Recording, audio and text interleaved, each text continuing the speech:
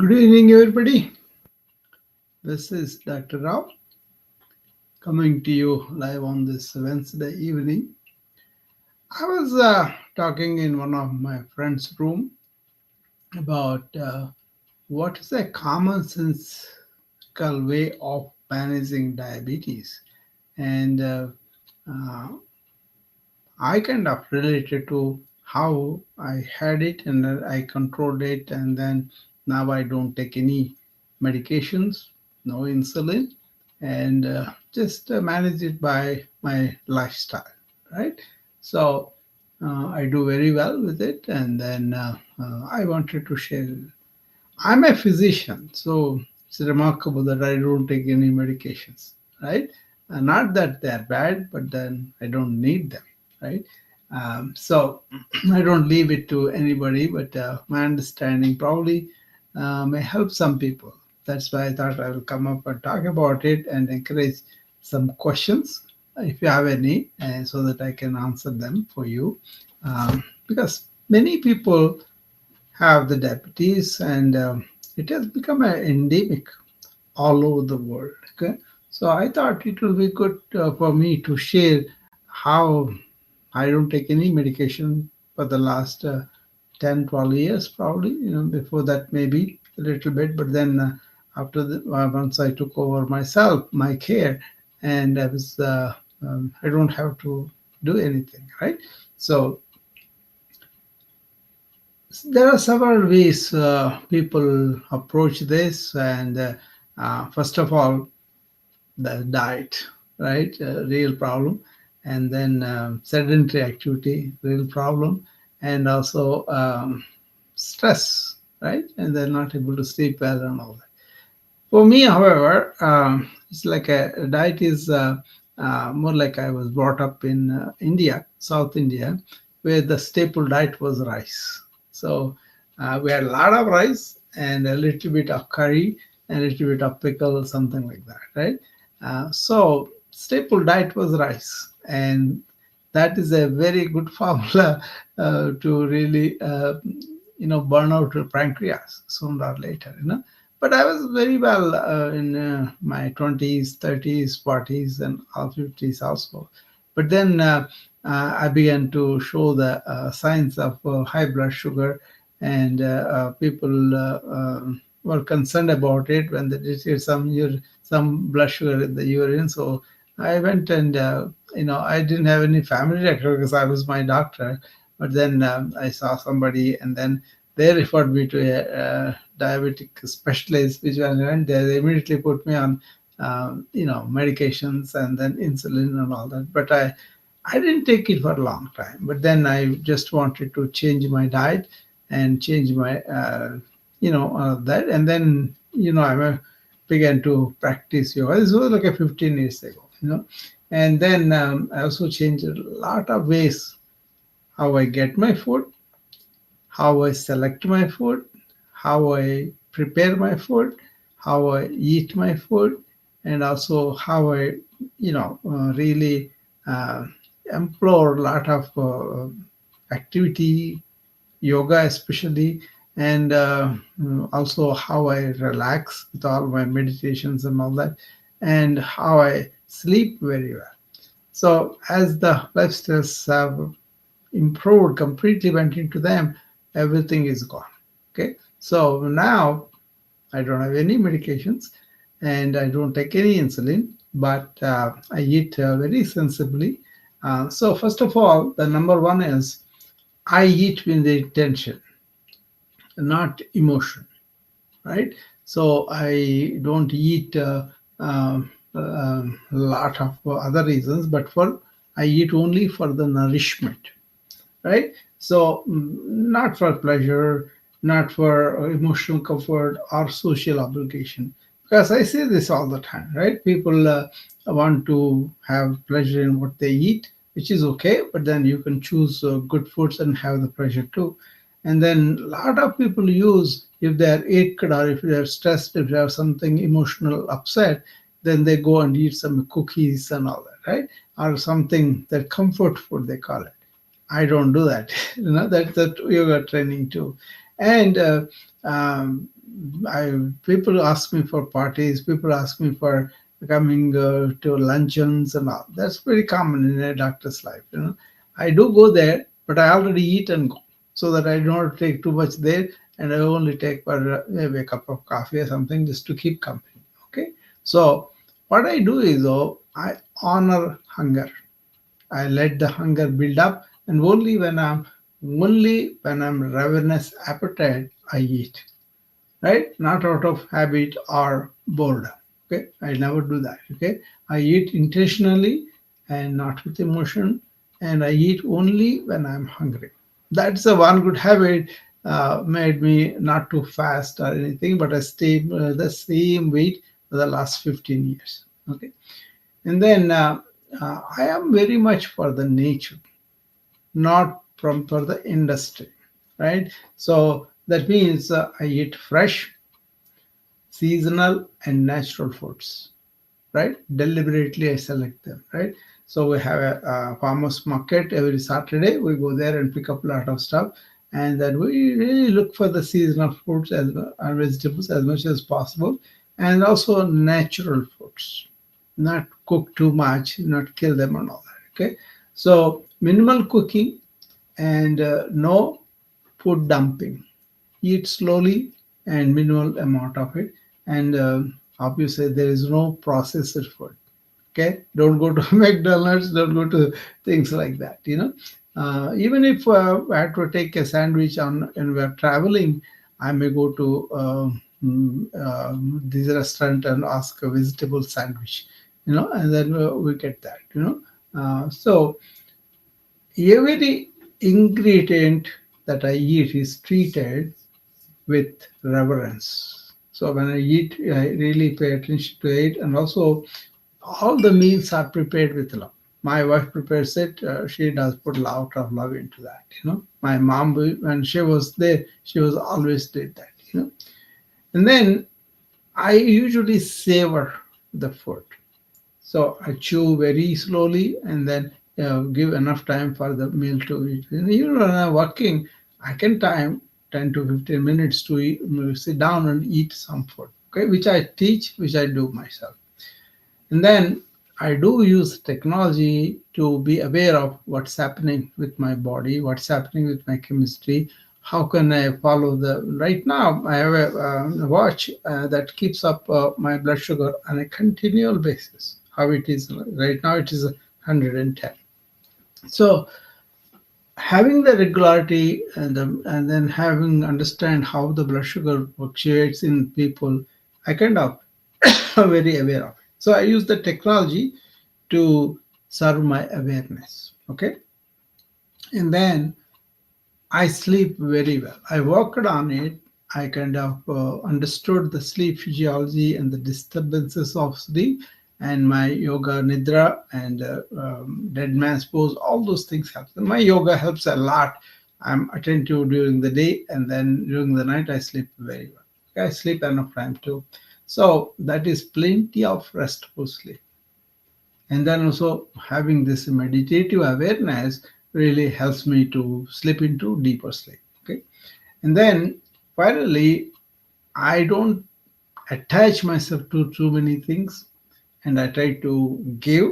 If at all I come, I try to give and not clinging to things, and then let things go and take it easy. All that helps. Okay, it's more like a choosing to give, choosing to serve, and rejoice in life. So these are a number of ways that I do my blood sugar control. So I'm going to put in an article on this in a much better way. So anybody has any questions or anything that you want to tell me how you manage it, you can come up and talk to me about it. Okay. Um, Hi Janet. Hello Mary. Hello Vicky. Grace, Caroline, Celia, and Inva and Elizabeth. 9 people are here. I'm going to stay here a few an hour or so that I can answer all your questions. And I'm a physician, So obviously, I know the anatomy, physiology, and all things about the diabetes. I have managed so many diabetics in my time. I have seen all sorts of people with a difficulty managing their diet, their activity, their emotional problems, and then they really struggle a lot because a lot of misunderstanding, lot of lack of awareness of what they are eating, or maybe influenced by others and all that, right?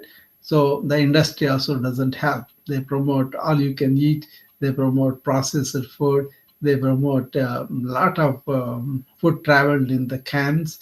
So many problems are there that you need to understand the whole industry, whole spectrum of diabetes, so now I do eat the South Indian food still, which I was raised on from the childhood. But I know what is the taking a lot of rice is not. I do. I only eat a little half cup of rice, and then I eat a lot of fresh fruit, a lot of salads, and also when I eat my regular Indian meal, small amount of rice, more of the vegetable curries and chutneys and the yogurt and nuts and fruit and vegetables like that. Okay, so it's a question of being aware, understanding what is going on, and how does the diabetes develop. How do when we dump a lot of carbohydrate, it could be bread, it could be white flour made things, or it could be rice, it could be wheat, or any of those grains, right?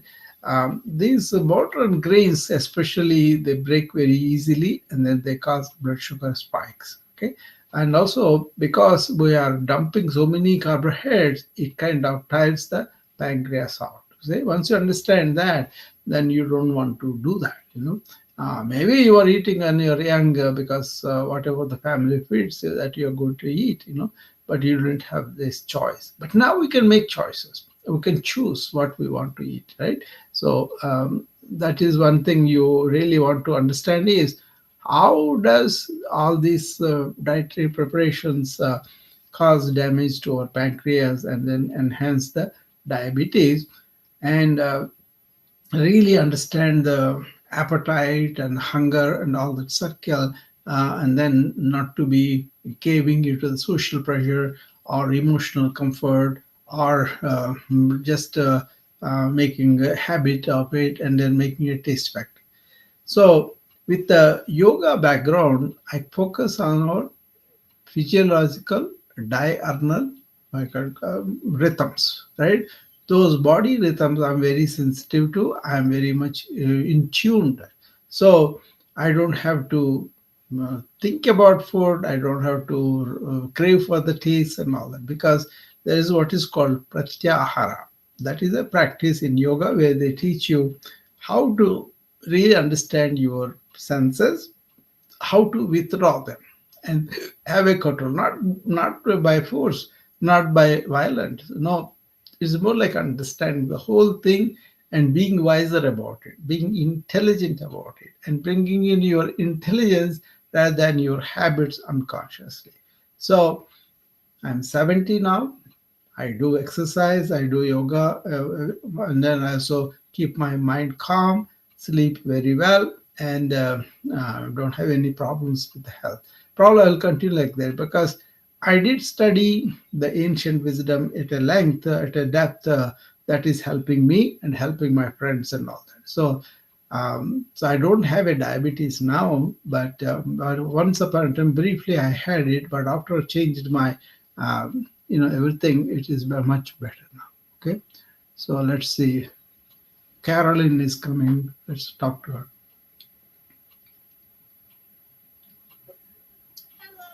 Hi. Yeah.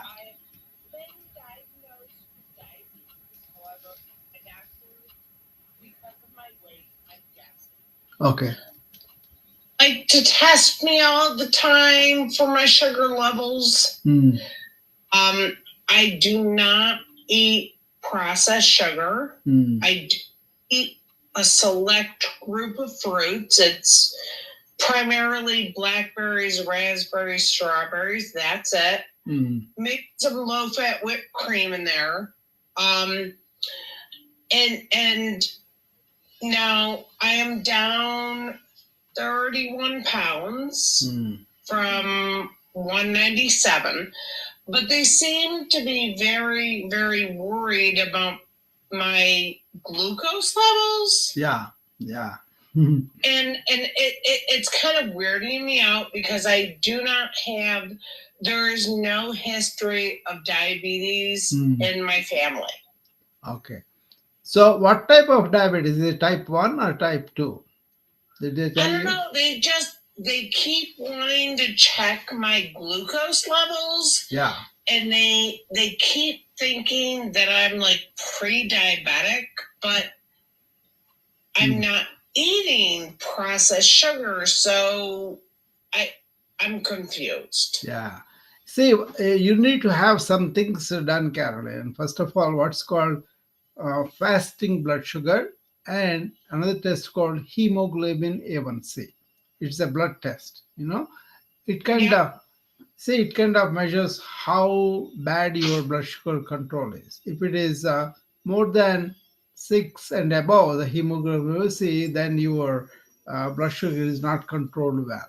Okay, and the fasting blood sugar also is important to see what it is. And then we kind of monitor blood sugar in the morning before you eat anything, and just before lunch and after lunch, and also in the evening before you go to bed. That kind of four blood sugars gives us a good idea what is the process going on in you. Is the pancreas is failing, or you have insulin resistance, or you have some other problem. So we kind of assess that, but generally eat good food and move. That is the solution. But then you may need medications or insulin according to the level of the hemoglobin A1C. You understand? So, do you have something like that done? Well, so I've done fasting. I usually get my blood work done like first thing in the morning. Yeah. Between, we'll say 8 a.m. and 10 a.m. Okay. And obviously I've been fasting usually since 9 p.m. And I do partake in maybe some low-fat whipped cream and fruits in the evening. And it's not, my high glucose levels are not consistent. It's like I'll have a spike every once in a while, but it worries me that it worries my doctors. Yeah, it does, because how about that hemoglobin A1C? Every 3 months we check that. It's on the low end of concern. No. What is the number? I don't know because I'm not at my computer right now. Yeah, check it out. It should not be more than 6. Okay, if it is more than 6, then you are getting there. Okay, if it is 10 or 11, then it's out of control. Okay, so it's nowhere near those levels. Yeah, but don't assume. To go and check it. And then other thing is, I'm going to do a very detailed talk on this diabetes from every angle. You try to attend that, and you'll get much more details about how to identify a bad diabetes, how to identify the complication of diabetes, how to identify just beginning diabetes. A lot of people think they are pre-diabetic, but they may be already diabetic and then going into complications. I've seen that quite often. So having a clear picture, having, first of all, you have to have urine tested whether you are spilling any blood in there, and then this fasting blood sugar and hemoglobin. See, this is how we start, and then we go from there. Okay, so once you establish that you are a diabetic, and then you have to see, is that the diet is the problem, or you are dieting but then you are gaining weight because you are not having enough exercise, that kind of thing. Now normally we usually the people diet and how they eat, and also how they don't have any control over the portion count. So many aspects of diabetes we have to take into account, and finally come to a state where how you eat, what you eat, and how you prepare, and all those things matter.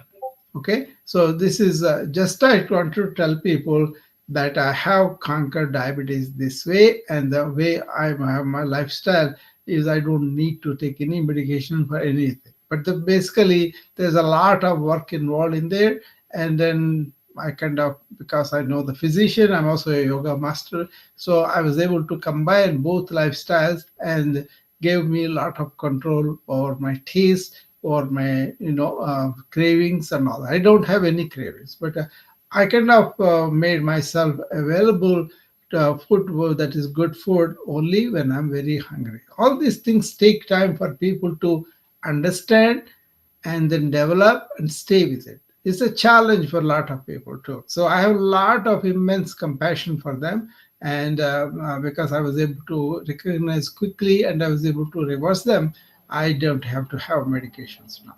Okay, I'm always active. Even at this age, I'm active. I do my yoga classes, yoga training for people. I go out for the walking, and a lot of little bit things. Basically, move your body, keep the mind quiet, and eat food only when you are hungry. Those are my principles. That's how I got into it.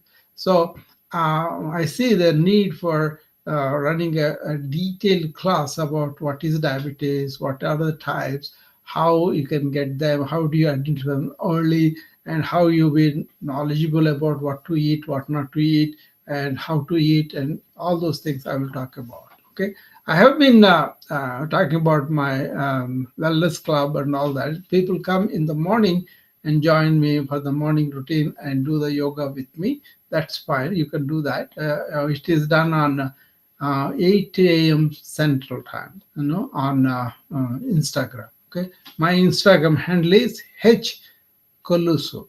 H like in Harry, Kolusu by last name, Kolusu. So I just was talking to somebody about this diabetes control. Then all these things came out.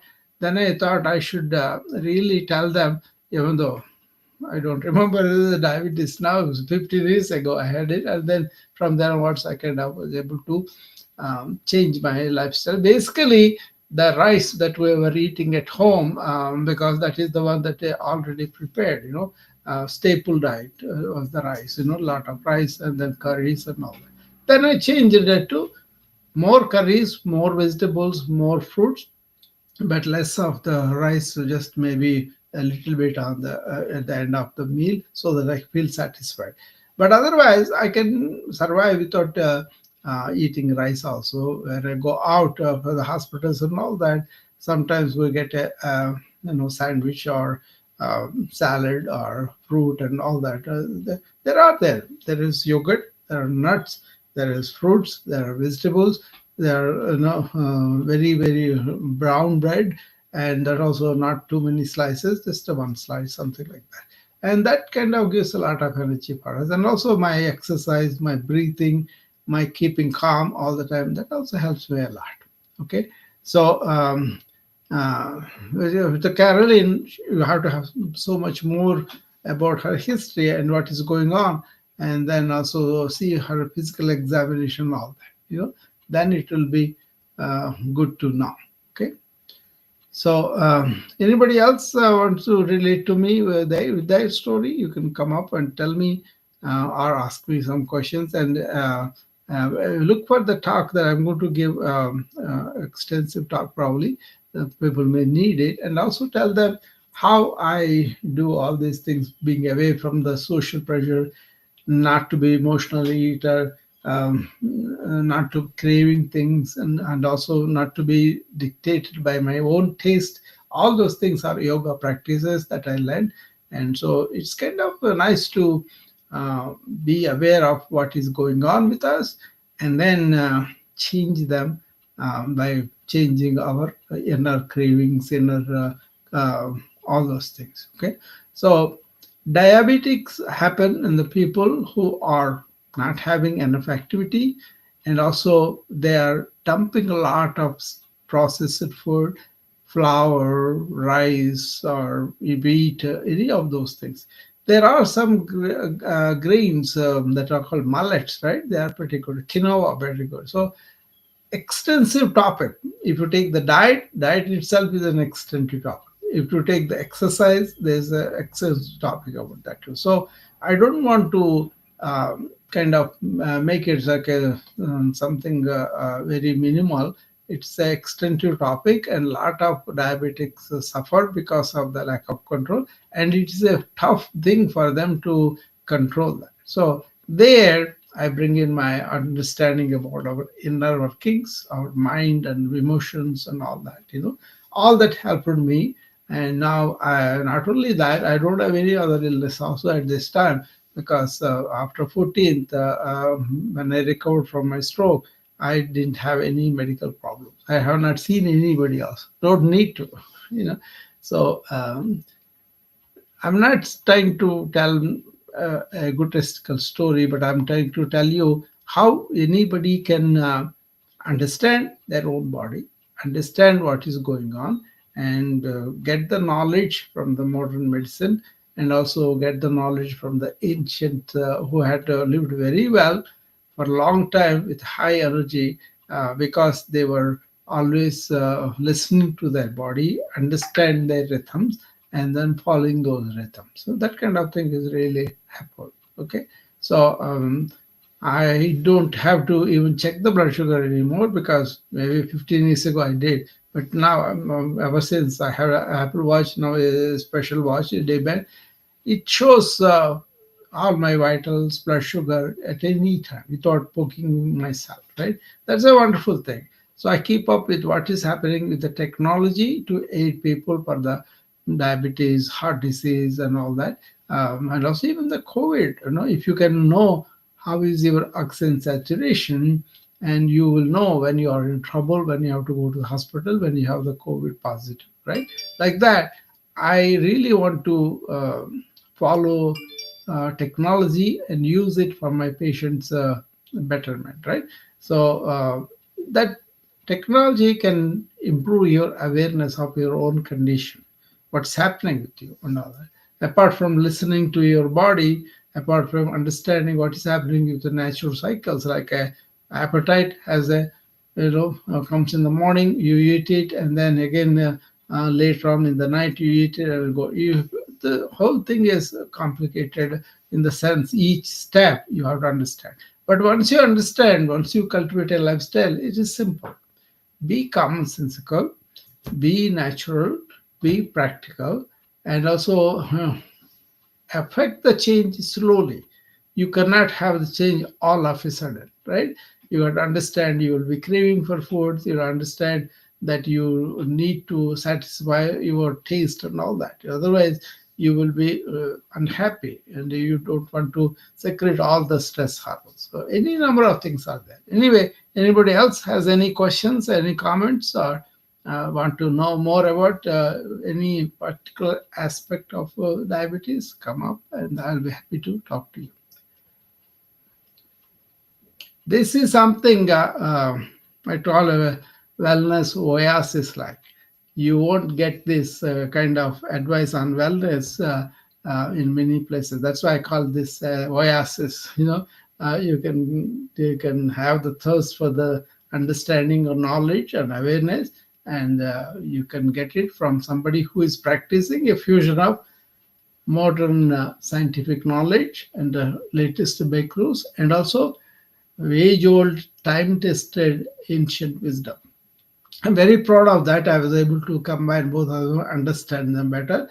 I think it's a privilege for me that I was exposed to both, and I was able to understand what is best in both and then combine that. Okay, so if you want to, you can always send me a DM if you have any questions. That way, I can address that in my next talk. Okay, I do come up here and do my talks, but several topics I talk about. But this is something because I talked with Doris Room about what exactly diabetic should do. I was talking about how you can eat with intention and not emotion, and how you can choose nature versus industry that is pushing you to create bad foods, and then savor the moment, enjoy your food, and chew very well, and then also recruit technology to serve your awareness of what is going on with your body, what's going on with blood sugar, and sleep well, and then be detached, let it go, and give and enjoy yourself, and then glow. Okay, so that's what I wanted to tell you. Anybody wants to come up, I will stay. Otherwise, I'm done with what I have to say in this brief talk, and you can always ask me questions later too.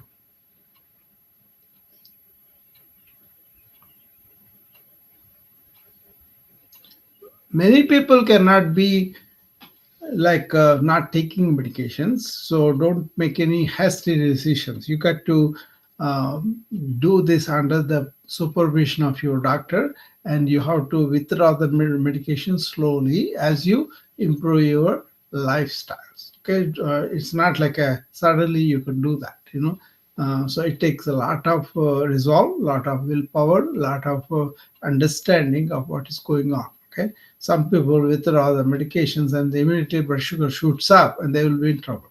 Some people may take more medication and they'll have they starve themselves and they become very hypoglycemic. So don't get into that. Have a comprehensive evaluation of your body and understand where is the blood test or where is the urine, where all the things you have to have. Do you have a peripheral neuropathy? So many things you have to establish for each. A diabetic may be pre-diabetic, where blood sugar may be slightly elevated and then not much. But then diabetic could be full-blown diabetic with complications. So any range in between. Or you can be real trouble with the hemoglobin is very high, so you have to check your nervous system. So many things we have to do, and your head to toe diabetes can help, can affect, right? So don't take it like, have a comprehensive evaluation, then see what is your lifestyle is like, how you can change those slowly, and then meanwhile taper the medications under the supervision of your doctor. Okay, don't be carried away just because I have achieved this control. You may not be able to achieve it right away. You may be able to achieve down the line after so much of work with you, with yourself, with your doctor, and all that. Okay, so I don't want lead people in a wrong way. I want them to protect them, and I also want them to give what can be done, what can be achieved. Okay, so